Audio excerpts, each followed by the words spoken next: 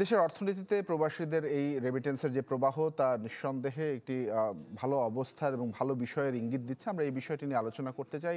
আমাদের সঙ্গে আলোচনায় যুক্ত হতে অনলাইনে যুক্ত হয়েছেন বাংলাদেশ ব্যাংকের সাবেক মুখপাত্র এবং নির্বাহী পরিচালক সিরাজুল ইসলাম। জনাব সিরাজুল ইসলাম, আপনাকে স্বাগত জানাচ্ছি নিউজ 24-এ।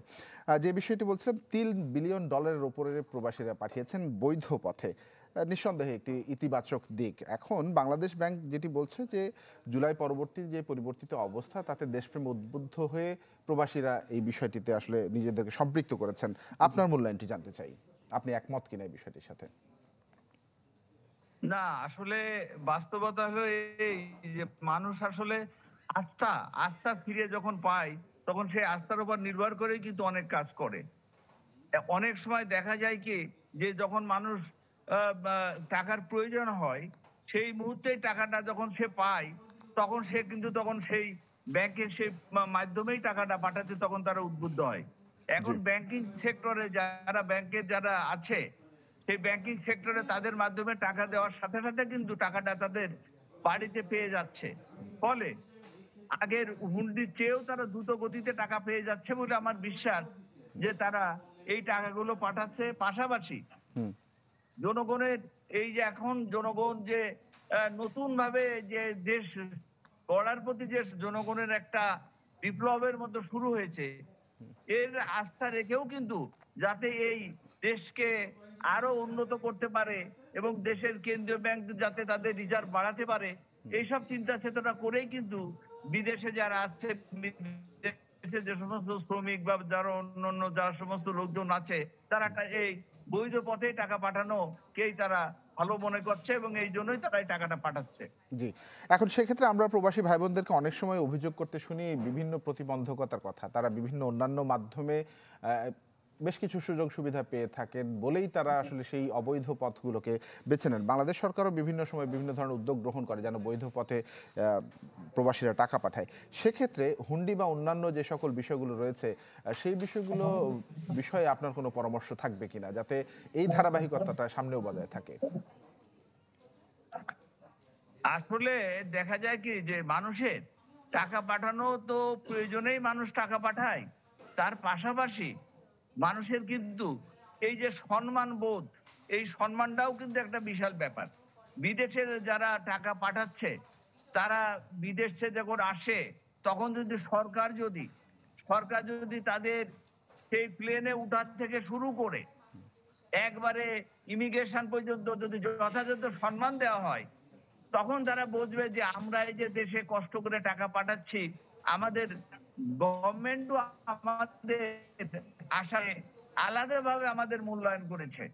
আমরা তো যারা ভালো এক্সপোর্ট করে, সিআইপি যারা, তাদের যেমন আমরা মূল্যায়ন করি, আমরা কিন্তু এইভাবে কিন্তু যারা রেমিটেন্স পাঠায় তাদেরকে সবসময় কিন্তু আমরা ওইভাবে মূল্যায়ন করি নাই।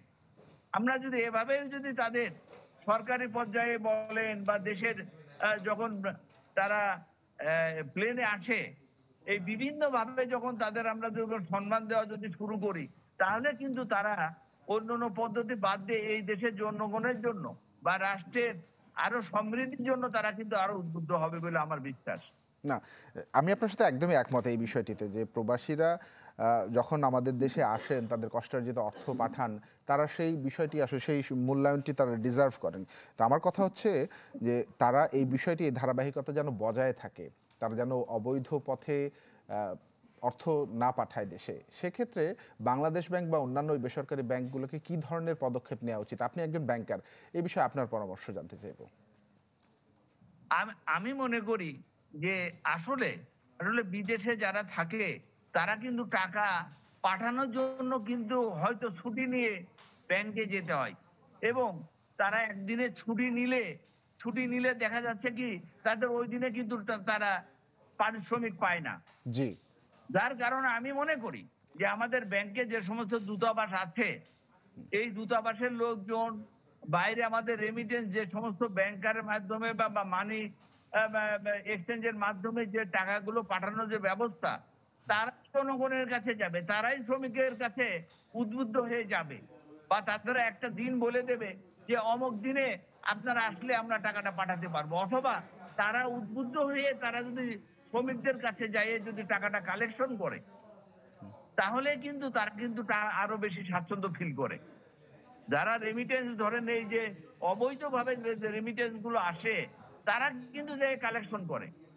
আমাদের যে সমস্ত ব্যাংকার যারা আছে, বিভিন্ন ব্যাংকের যে সমস্ত বিদেশে শাখা আছে, অথবা আমাদের মানি চেঞ্জার যারা আছে, জি যাদের মাধ্যমে টাকাটা পাঠান যায়, সেখানে যারা আছেন যে সমস্ত দেশের কর্মকর্তা কর্মচারী, তারা যদি এই উদ্যোগটা নেয় যে তারা স্বতঃস্ফূর্ত ভাবে তারা শ্রমিকদের কাছে যে দরকার হলে টাকাগুলো নিয়ে আসবে, তাহলে কিন্তু আমি মনে করি যে এই পদ্ধতিতে যদি আমরা করি, তাহলে আমাদের এই রেমিটেন্স যে বাড়ছে, যে মাইল ফলক আমরা দেখছি, এটা অব্যাহত থাকবে বলে আমার একটা বিশ্বাস।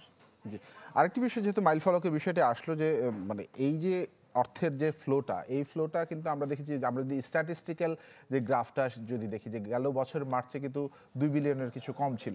তো সেক্ষেত্রে এখন যে সময়টা, এতে কি মানে ঈদকে কেন্দ্র করেই কি আসলে এত মাইল ফলক আমরা স্পষ্ট করতে পারলাম, মানে এত ডলারের প্রবাহ আসলো, নাকি এর পেছনে আসলে মানে আপনার কাছে নিশ্চয়ই আরো বেশি ডেটা থাকবে, সেক্ষেত্রে প্রবাসীটাকে আসলে প্রয়োজনের সাপেক্ষে বা নাকি বৈধ পথ মানে পছন্দ করার কারণেই আসলে প্রবাহের যে রেমিটেন্সের যে পরিমাণটা সেটি আসলে বেড়ে গেল? না, এখানে একটা দেখা যাচ্ছে যে ঈদ পার্বণ এটা একটা উপাদান, ওয়ান অফ দা ফ্যাক্টর।